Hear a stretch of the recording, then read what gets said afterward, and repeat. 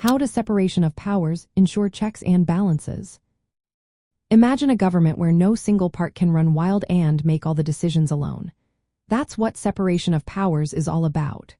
It splits the government into three branches: legislative, executive, and judicial, each with its own job. The goal is to keep power balanced so no one branch becomes too strong.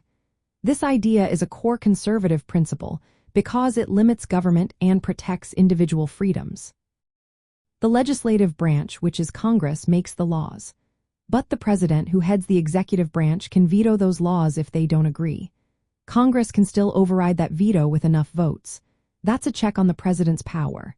The judicial branch, which is made up of courts, can interpret laws and decide if they follow the Constitution. If a law or action breaks the rules, courts can declare it invalid. This keeps both Congress and the president in check. The president also has a say in choosing judges. The president nominates federal judges, but the Senate must approve those choices. This gives the legislative branch a way to limit the president's influence over the courts. Congress can also control the government's money and decide how funds are spent. They can even impeach and remove the president or federal judges if they act improperly.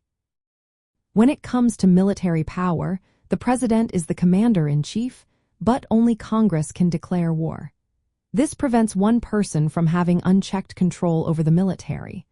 All these rules work together to make sure no single branch can dominate.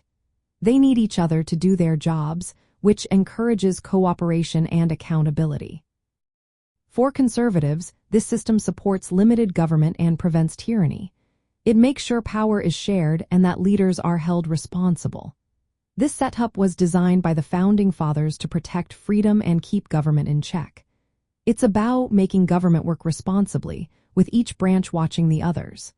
That way, individual rights stay safe, and the government doesn't get too powerful.